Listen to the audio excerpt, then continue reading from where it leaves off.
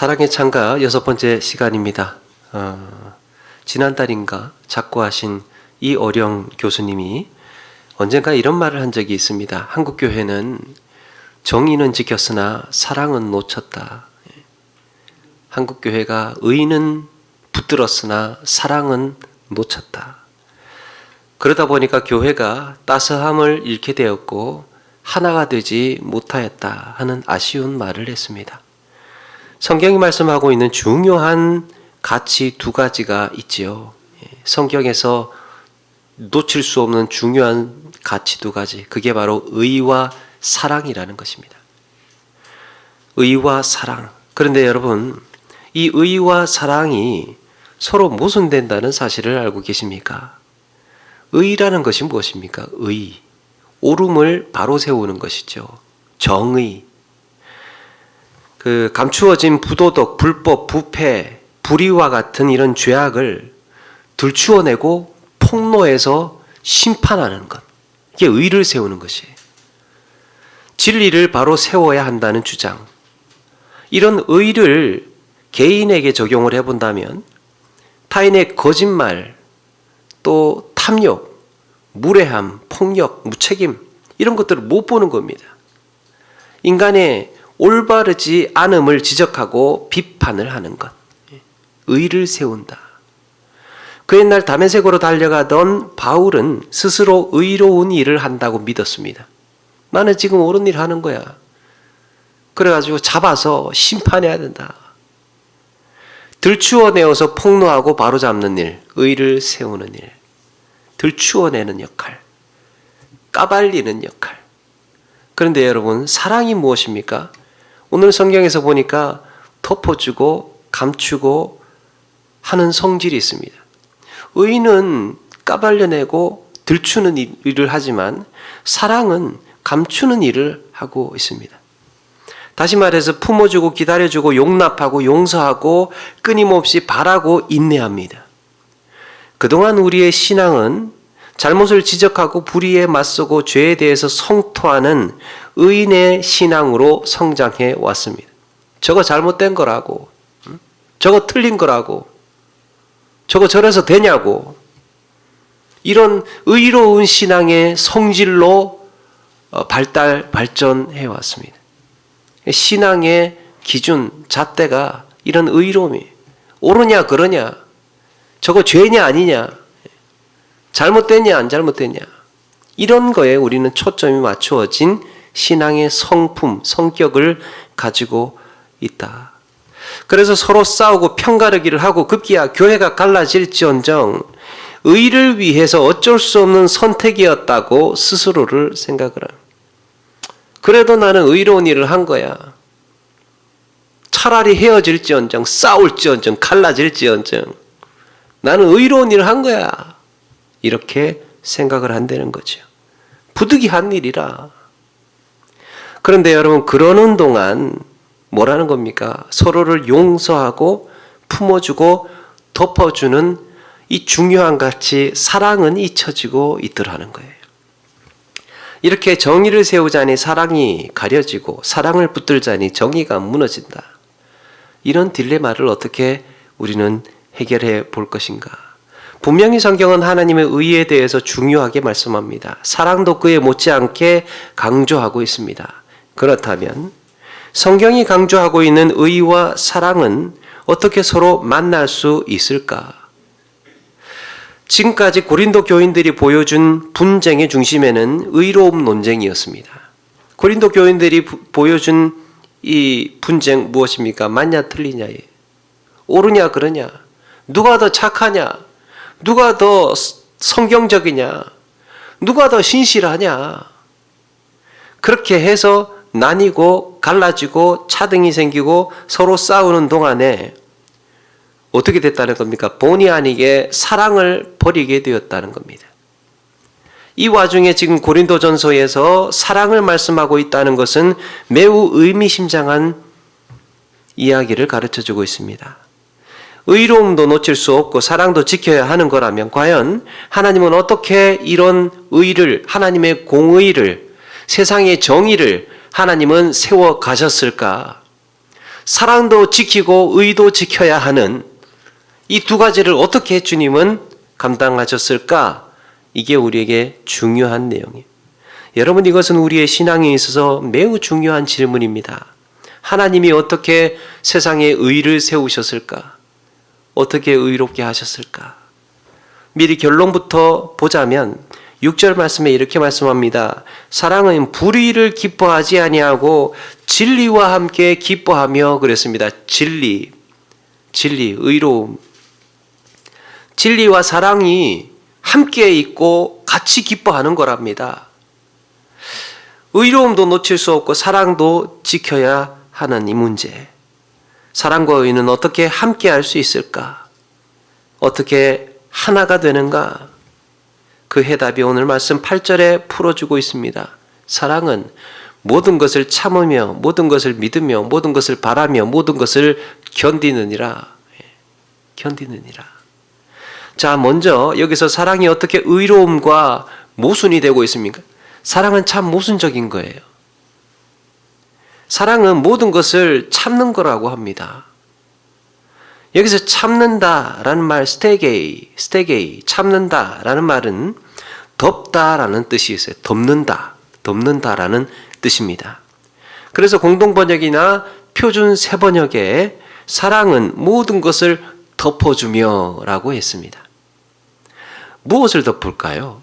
사랑이 덮는 게 뭘까요? 사랑은 무엇을 덮어주는 건가? 좋은 것, 예쁜 것, 착한 것, 선한 것을 덮어줄까요? 그렇지 않겠죠. 사랑이 덮어주는 것은 추한 것이에요. 사랑이 무엇을 덮어주느냐? 죄된 것, 추한 것, 부끄러운 것, 드러나면 안 되는 것, 이런 것들을 덮어주는 역할을 한다는 겁니다. 대개 올바르지 않은 것들이에요.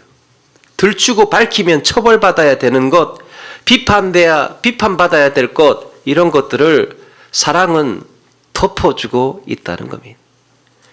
그런데 사랑은 그래서 이런 사랑은 부조리를 품고 있습니다. 사랑은 부조리를 품고 있어요. 부패를 안고 있습니다.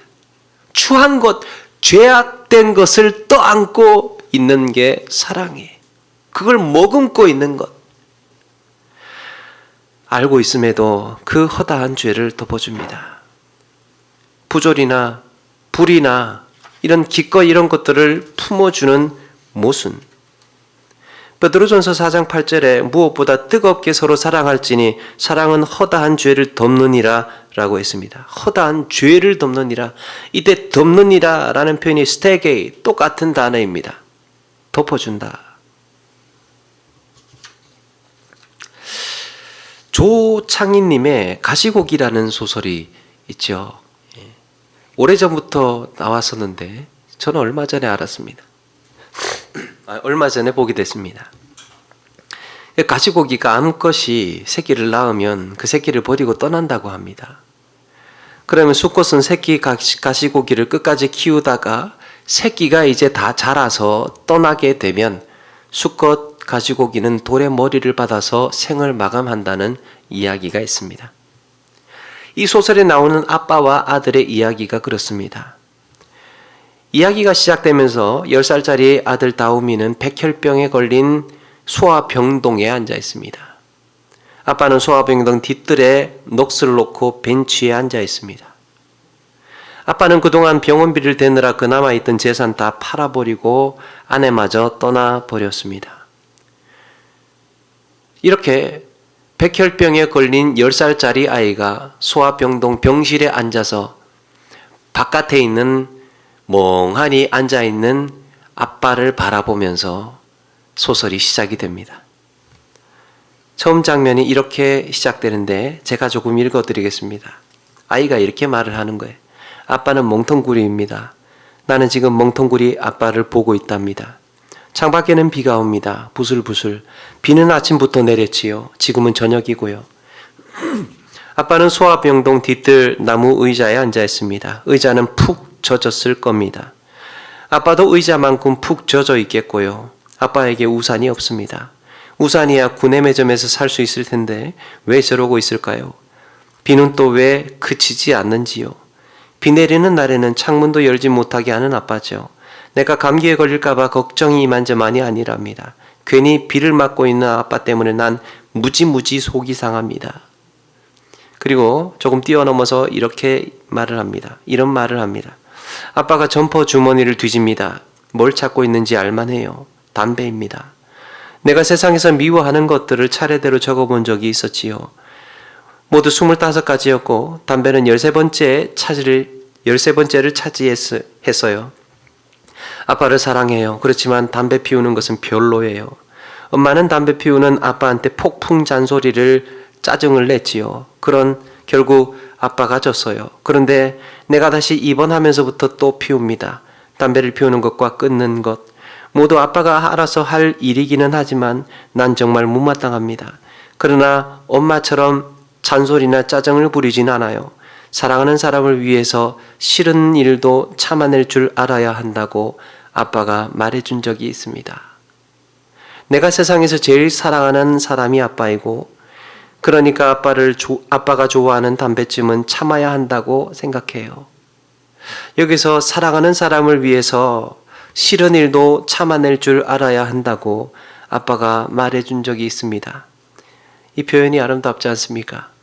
백혈병에 걸린 10살짜리 다우미가 아빠의 아픔을 품고 있는 거예요.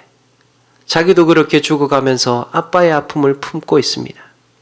사랑하는 사람이 자기가 그렇게 싫어하는 것을 가졌음에도 불구하고 아이는 그걸 참아내고 있습니다. 사랑은 모든 것을 참으며 거기에는 싫은 것도 있고 미운 것도 있습니다. 그런데 이런 것까지 다 포함해서 또 안고 있습니다. 대구 사투리 중에 이 문디 밉다 하는 말이 할 때가 있습니다. 아니 그렇게 미우면 서로 보지 말지. 왜 또 그렇게 붙어 다니냐 말이에요. 가만 생각하니까 이런 게 아닌가. 내가 싫은 부분이 있어도 이 사람이 싫은 부분이 있어도 나는 당신을 받아들이고 덮어주고 품어줄 거야. 이런 모순을 우리는 사랑이라는 이름으로 자연스럽게 받아들이며 살고 있습니다. 그래서 사랑은 모순적인 겁니다. 두 번째, 사랑이 가지고 있는 모순이 무엇이냐? 믿음이에요, 믿음. 사랑은 모든 것을 믿는다고 합니다. 우리가 종종 쓰는 말 중에 눈에 콩깍지가 씌웠다라는 말이 있죠. 콩깍지가 씌웠다. 사랑에 눈이 멀었다라고도 하지요. 콩깍지가 어떻게 생겼습니까? 콩깍지. 사람이 눈을 감은 모양이요. 그것도 찾아보니까 왜 콩깍지를 씌웠다 하느냐 보니까 사람이 눈을 감은 모양이 마치 콩깍지 안에 콩이 들어있는 모양을 닮았다고 해서 눈 감으면 이렇게 안에 이런 콩깍지처럼 보인다고 해서 그렇게 이제 쓴다고 하더라고요. 그러니까 사람은 사랑을 하면 눈을 감게 됩니다. 사랑을 하면 눈을 감아요. 이 눈을 감는다는 말이 무엇입니까? 현실을 보지 않겠다는 거죠. 상황을 보지 않겠다는 말이에요. 두 남자가 예를 들어서 사랑을 하게 되면 분명히 지금 이 상황은 방 한 칸도 못 구할 형편이에요. 양가가 반대를 하고 있습니다. 주위 사람들도 다 반대를 하고 있는 이 사랑을 허락하지를 않아요. 심지어 그 사람의 성격이 어떤지 이런저런 형편이 어떤지 하나도 보지 않습니다. 하나도 보지 않아요. 현실은 기가 막히고 엉망진창이에요. 현실적으로 먼저 해결해야 하고 수습할 문제가 한두 가지가 아닌데 이런 모든 것에 대해서 눈을 감아버립니다. 아무것도 보지 않아요. 오직 한 사람만 보입니다. 다 보이지 않고 그냥 한 사람만 보여요. 이 사람만 믿는 것입니다. 이 사람만 믿는 것. 현실을 보지 않고 그 한 사람만 보는 것. 그런데 나중에 현실에 눈을 뜨고 보니까 어떻게 됩니까? 종종 문제가 심각하다는 것을 깨닫게 됩니다. 지금 이게 아니구나. 이런 사람인 줄 몰랐어. 그제서야 방에 비가 새고 생활은 쪼들리고 애들은 속을 썩이고 이 사람 성격은 이상하고 막 이런 현실이 눈에 들어오기 시작합니다. 고달픈 인생이 시작이 되는 거예요. 현실이 보이기 시작하니까. 그런데 여러분, 반대로 이번에는 어떻게 하느냐? 사람을 믿지 않고 현실을 믿는다고 해보자고요. 그 사람은 믿지 않아요. 그 사람이 가지고 있는 것을 믿는 거예요. 말하자면 그 사람의 스펙이 어떤지, 돈은 얼마나 있는지, 차는 뭐를 몰고 다니는지, 직장이 어떤지, 학교는 어디까지 나왔는지, 몸은 건강한지, 어디 병은 없는지. 옛날에 노예 고르듯이 내가 원하는 조건에 충족이 되는지, 그저 얼마나 괜찮은 조건을 갖고 있느냐가 중요합니다. 이게 무엇입니까? 사람 믿지 않고 상황을 믿는다는 말이죠. 상황을 본다는 거예요. 이 사람이 가지고 있는 조건, 현실. 나는 그걸 믿어. 그 사람을 믿지 않아. 정확히 현실을 판단하고 있는 겁니다. 그런데 문제는 여기에 문제가 있습니다. 조건이 바뀌면 불행해지기 시작을 합니다. 사업이 망하거나 직장을 잃을 수도 있죠. 때로는 건강을 잃기도 합니다. 이럴 때 그 사람을 믿지 않고 상황을 믿는다면 어떻게 되겠습니까? 견딜 이유가 없는 거예요. 견딜 이유가 없어요. 내가 왜 이 고생을 하게 된다는 거예요. 그런데 성경은 여러분 우리에게 그 사람의 조건이나 상황을 믿는 게 아니고, 조건이나 현실이나 상황을 믿는 게 아니고 어떻게 하라는 겁니까? 그 사람을 믿으라는 겁니다. 그 사람은. 사랑은 모든 것을 믿으며. 모순처럼 보이지 않습니까?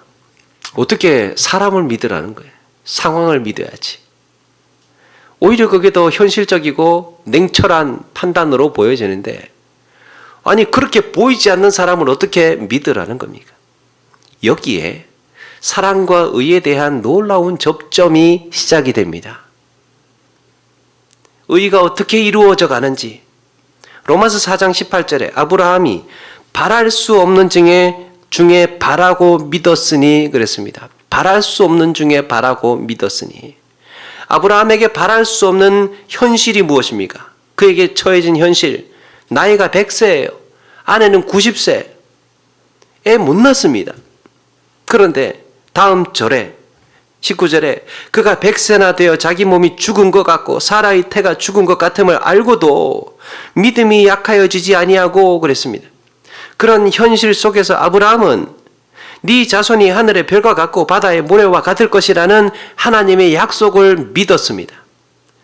현실을 믿지 않고 하나님을 믿은 거예요. 그랬을 때 성경에 놀라운 말씀을 하고 있습니다. 22절, 로마서 4장 22절에 그러므로 그것이 그에게 의로 여겨졌느니라.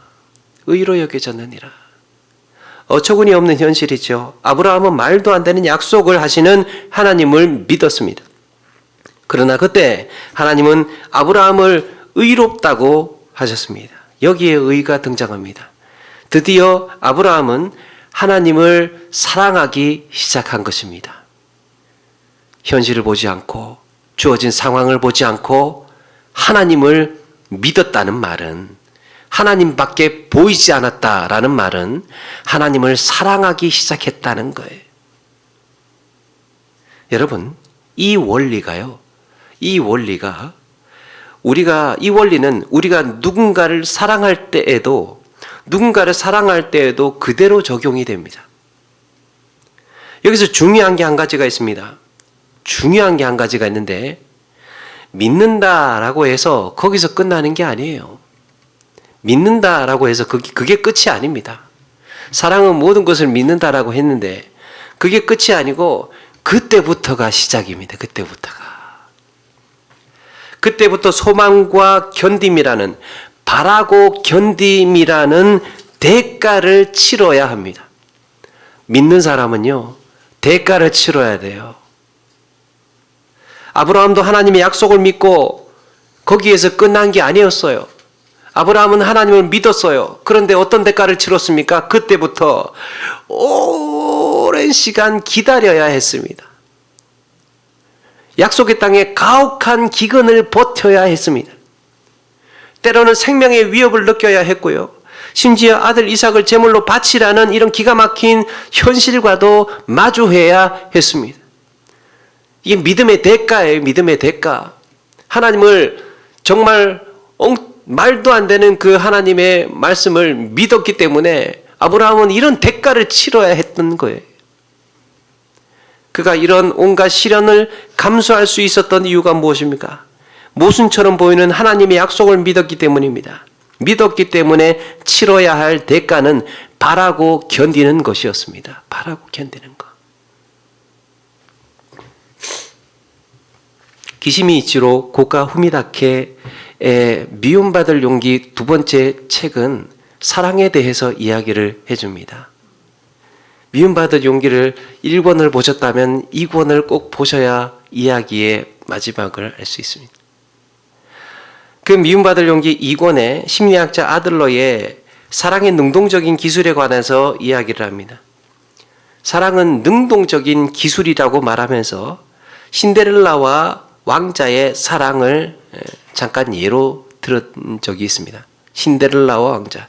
여러분, 오늘 우리는 보통 우화라든지 동화 이야기를 보게 되면 신데렐라와 왕자 같은 사람이 우여곡절 끝에 서로 만나서 행복하게 잘 살았답니다 하고 끝을 내잖아요. 그렇게 해서 이야기가 끝이 나요. 백설공주와 왕자님이 잘 만나서 아름다운 성에서 행복하게 오래오래 잘 살았답니다. 그렇게 끝을 내요. 그런데 아들러가 주장하는, 심리학자 아들러가 주장하는 건 뭐냐? 그때부터가 중요한 이야기라는 겁니다. 오래오래 행복하게 잘 살았는데 어떻게 살았느냐가 중요하다는 얘기예요. 그걸로 끝내면 안 된다는 겁니다. 우리가 주목해야 할 것은 그렇게 만나서 결혼하고 난 다음에 중요하다는 거예요. 신데렐라와 왕자가 결혼하고 나서 부부싸움을 얼마나 했는지, 서로의 단점, 꼴보기 싫은 모습을 어떻게 참고 견디며 극복했는지 주목해야 한다는 거예요. 결혼이란 무엇입니까? 서로를 믿겠다라는 결단이죠. 서로를 믿겠다라는 결단. 사랑은 어떻게 시작이 됩니까? 믿음으로 해서 시작이 되는 거예요. 네, 이제 앞으로 당신 믿겠습니다. 주변 환경은 그렇지 않은데, 지금 상황, 지금 현실은 다 충족되지 않았는데 그래도 당신 하나 믿겠습니다. 믿음으로 시작하는 것이죠. 그런데 여러분, 우리가 아는 바와 같이 믿음의 대가가 어떻습니까? 믿은 대로 잘 되지가 않아요. 그 가운데에 우리는 대가를 치르는 거예요. 그래도 바라보고, 그래도 견뎌내고, 이런 대가가 필요합니다. 그런데 그렇게 믿고 바라고 견디는 가운데에 조금씩 변화가 일어나는 거예요. 거기서부터 성숙해지는 것입니다. 성경도 역시 참아주고 믿어주고 바라고 견디는 대가를 치르면서 그 과정에서 성숙해져 가고 변화되어져 갈 때 얻게 되는 놀라운 기쁨이 있음을 가르쳐주고 있습니다. 그게 진짜 사랑하는 것이라는 거예요. 그게 사랑하는 거다. 그게 사랑하는 거다. 어쩌면 우리는 누군가의 변화를 기대하지 않는지도 모릅니다. 그 사람 안 변한다고 믿고 있는 거예요. 안 변한다고 믿기 때문에. 이걸 좀 바꾸어 말하면요, 혹시 내가 대가를 치르기가 싫은 것은 아닐까? 내가 싫은 그것을 품어주고 믿음의 모순을 괴로워하고 그 고통을 겪기 싫고 그와 함께 바라며 기다리고 견뎌야 하는 세월, 그 세월을 겪기 싫어서 그냥 내버려 두고 체념하는 것은 아닐까? 믿지 않는 것이죠. 이 책에서 말하고 있는 것은, 예를 한 가지 드는데, 아이를 신뢰하지 않는 부모가 있습니다. 애를 믿지 않아요. 이런저런 주의를 줄 때 설사 그런 말이 옳다고 해도 아이들은 듣지를 않네. 오히려 옳은 말일수록 반발하려 들겠지. 왜 그러는 걸까? 부모가 조금이나마 자신을 봐주지 않고 불신감만 아는 채 판에 박힌 말을 하기 때문이지.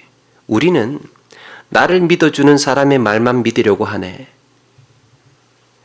의견이 옳고 그름으로 판단하는 것이 아니라 무엇이 중요합니까? 그게 맞는지 안 맞는지가 중요하지 않고 나를 믿어주는지가 중요하다라는 거예요. 내가 그 사람을 믿지 않는 한 그는 내 말을 듣지 않는다는 말입니다. 사람은 타인을 믿지 않으면서 자기가 하는 말을 들어주기를 바란다고 합니다. 나는 안 믿으면서 그래도 내 말 들어주라고 내가 이래라 저래라 이야기를 하는데 안 듣냐고. 상대방이 보기에는 이 사람이 나를 믿지 않고 지금 이런 이야기를 하는데 그게 잘 안 된다는 거예요. 내가 사랑하는 사람이 더 성숙해지고 변화되기를 원한다면 나는 그를 믿어야 한다는 겁니다. 그런데 이게 뭐라는 겁니까? 대신에 대가를 치르면서 때로는 속기도 할 거고요. 때로는 괴로운 어려움이 처해지기도 할 거고, 그럼에도 그 사람을 믿는 가운데에 변화가 일어난다. 이 사람이 나를 믿었구나 라고 느끼는 순간부터 그 말을 듣게 되고 변화될 가능성이 있다는 겁니다. 우리는 이걸 심어줘야 돼요. 야, 이 사람이 나를 믿고 있구나. 그때부터 말이 통하기 시작을 한다는 겁니다. 말이. 이런 점에서 믿는지 믿지 않는지의 여부는요, 사랑의 여부를 판단하는 매우 중요한 기준입니다. 믿느냐 안 믿느냐. 사랑한다와 믿는다는 같은 말입니다. 안 믿으면서 사랑할 수는 없습니다. 믿지 않으면서 사랑한다는 것은 불가능한. 사랑하는 여러분, 이렇게 본다면 우리 주님도 나를 믿었어요. 우리 주님이 나를 믿었습니다. 한 번도 나를 의심하신 적이 없어요. 지금도. 그래서 예수님은 어떤 대가를 치르셨습니까? 나를 믿은 대가, 십자가에 죽으셨습니다. 그것이 주님께서 우리를 믿은 믿음의 결과예요. 우리 주님께서 인간을 몰라서 믿으셨겠습니까? 얼마나 악하고 죄에 찌들어 있는지 몰라서 믿으셨겠습니까? 주님께서 나를 믿었던 이유, 지금도 나를 믿고 계시는 이유가 무엇입니까? 사랑하기 때문이에요. 주님은 이 사랑으로 십자가에서 의를 완성하셨습니다. 이렇게 대가를 치르면서 의를 완성하셨습니다. 주님께서 십자가에서 다 이루었다라고 하셨지요. 여러분, 이게 어떤 의미일까요? 예수님께서 내가 이 땅에 와서 내 할 일 다 했다. 내 사명 다 이루었다. 이렇게 말씀하신 정도가 아니라 내가 너희를 사랑함으로 의를 이루었다는 말입니다.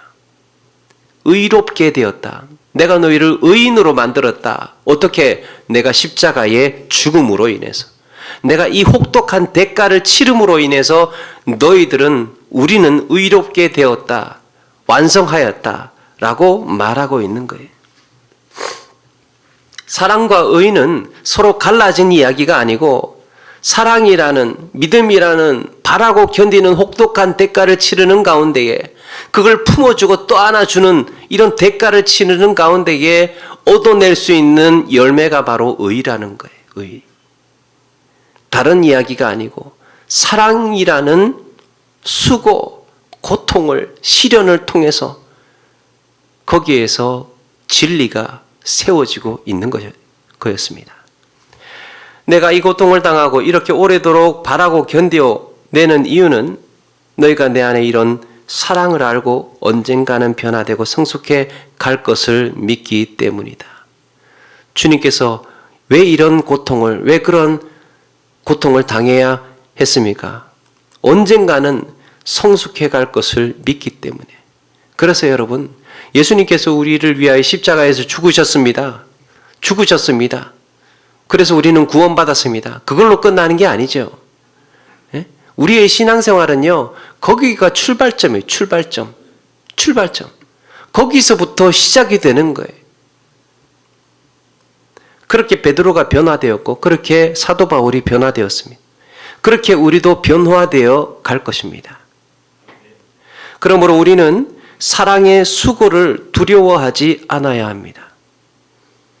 사랑에는요, 사랑의 그 성격 안에는 수고로움이 들어가 있습니다. 어떻게 의가 세워지고 있습니까? 참으며 믿으며 바라며 견디는 대가를 치르면서 그 허물이 용서를 받고 죄가 가리워집니다. 내가 참아내고 바라고 견디는 수고를 통해서 관계가 회복이 되고 하나가 되고 변화가 일어나게 될 줄로 믿습니다. 주님께서 우리에게 가르쳐 주신 사랑의 방식이에요. 그렇게 해서 얻어지는 기쁨이 자기가 생산해낸 사랑의 기쁨인 겁니다. 우리는 종종 사랑이 찾아오기를, 사랑의 기쁨이 어디에선가 정말 쏟아지기를 바라고 그리워하고 있는지도 모릅니다. 그런데 사랑하라. 이 말은 사랑의 생산자가 되어라. 사랑의 기쁨은 너의 수고로, 네가 땀 흘려 일구는 가운데에 얻어지는 것이다. 사랑의 기쁨은 그렇게 땀 흘리고 수고하고 일구어져 가는 가운데에 얻어지는 열매다. 가르쳐주고 있습니다. 여러분, 높은 산을 오르려고 할 때 헬리콥터를 타고 정상에 그냥 바로 직행하면 높은 산 오르는 거지 않습니까?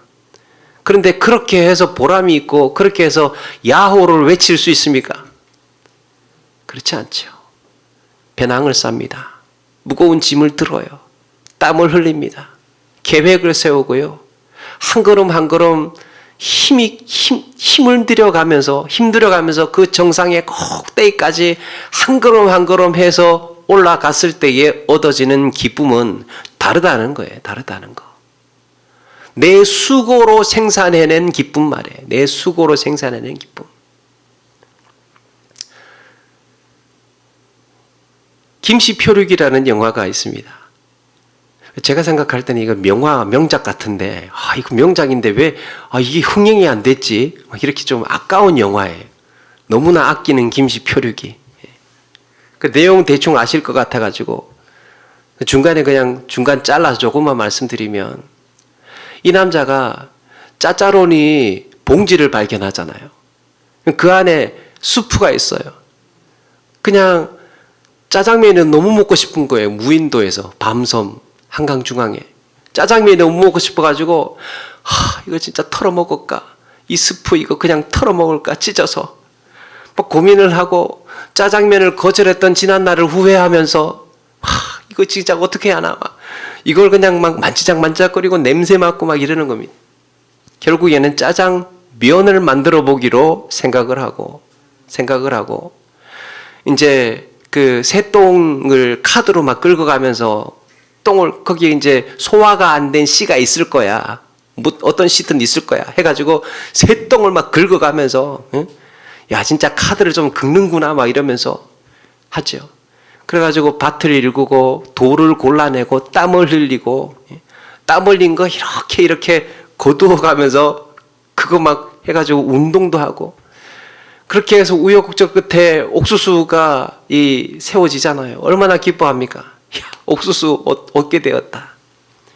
그런데 그걸 이제 멀리서 바라보고 있는 골방에서 살고 있는 한 여자가 있었죠. 골방에서 그걸 계속해서 처음부터 끝까지 그 모든 과정들을 지켜보고 있었어요. 그래서 안 되겠다 짠 해서 진짜로라는 짜장면집에서 짜장면을 시켜가지고 그 사람한테 보냅니다. 그래서 이 짜장면 배달부가 오리배 막 타고 가가지고 간신히 이제 주려고 하니까 그 사람이 거절을 해요. 거절을 하면서 다시 그 짜장면 팅팅 부른 것을 이 여자가 있는 집으로 다시 가지고 옵니다. 사실 그래요. 이게 배달이라는 게 주문을 하면 어디든지 다 가는 게 원칙이긴 한데 너무하셨다. 알배였거든요. 이러면서 그렇게 너무하셨다고 이야기를 해요. 그래 이제 여자가 묻죠. 아니 왜 안 받았냐? 그 남자가 뭐라고 이야기를 하더냐? 라고 하니까 짜장면은 희망이래요. 희망이래요. 그래서 이 여자가 이 거대한 희망의 맛을 보기로 합니다. 희망의 맛이 맞습니다. 그렇게 이야기를 합니다. 이 남자는 뭘 원했을까?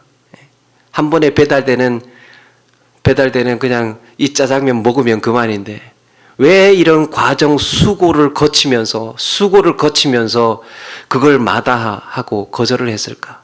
나중에 옥수수 이렇게 빻아서 반죽해서 짜장면을 먹는 그 순간 코에 눈물도 나고 막 콧물 눈물 다 흘리면서 그 짜장면 먹지 않습니까?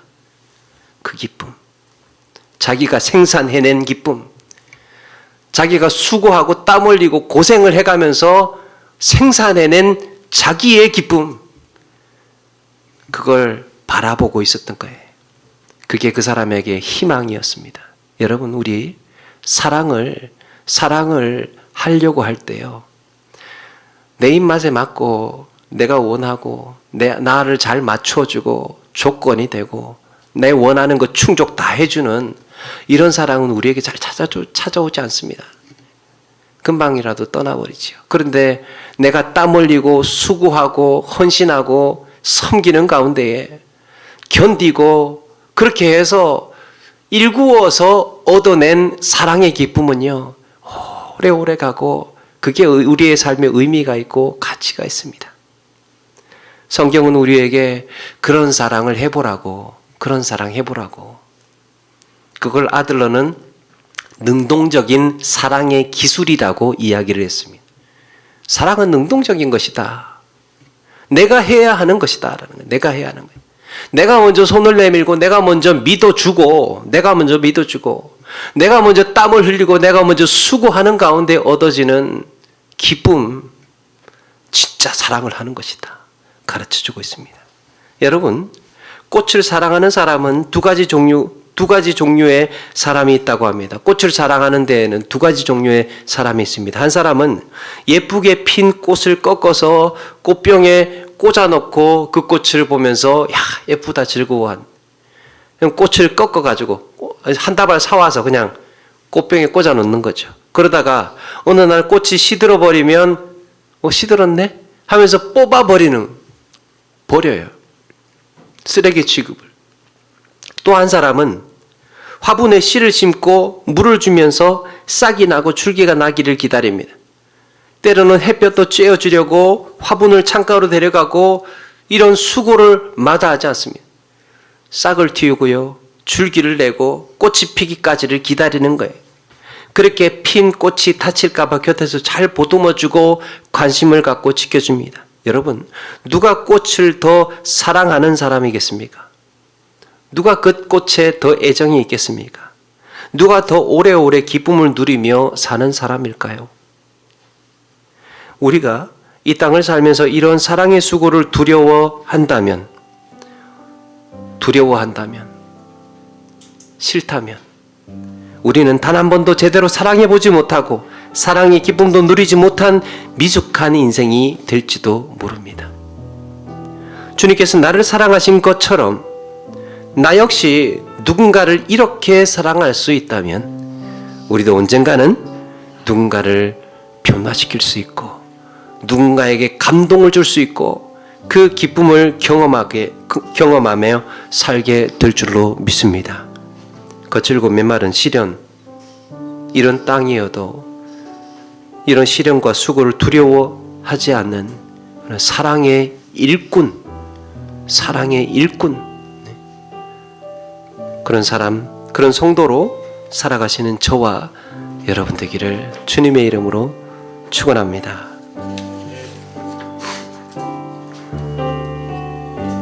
십자가 그 사랑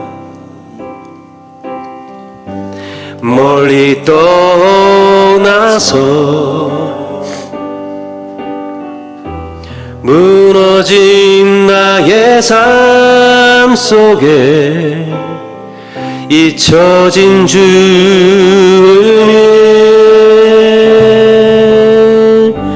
돌 같은 내 마음 어루만지사 다시 일으켜 세우실 주를 사랑합니다. 주 나를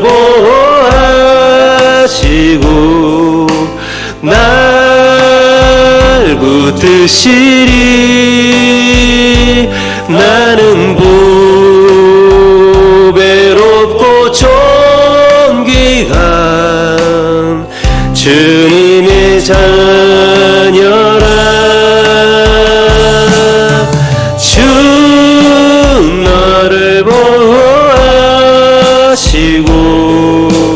날 붙드시리.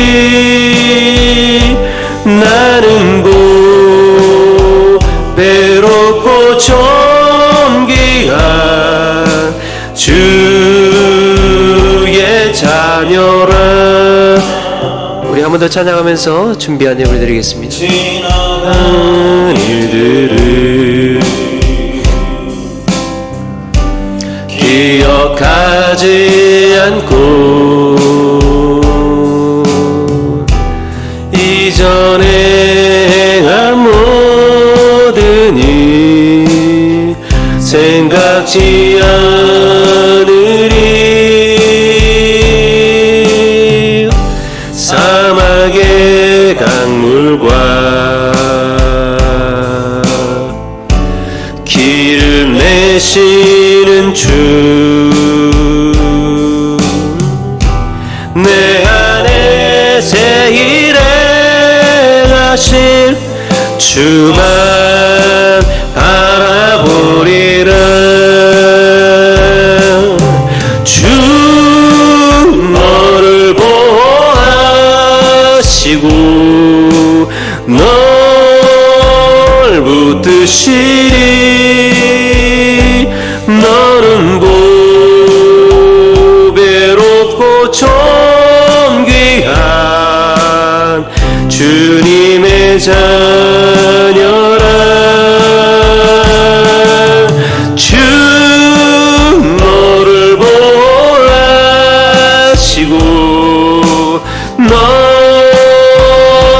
붙드시리. 너는 보배롭고 존귀한 주의 자녀라. 아멘. 네, 우리 오늘 말씀 기억하면서 함께 기도하며 나가기를 원합니다. 주님께서 우리에게 이렇게 말씀하시는 거죠. 내가 믿어줄게, 내가 품어줄게, 내가 너를 덮어줄게.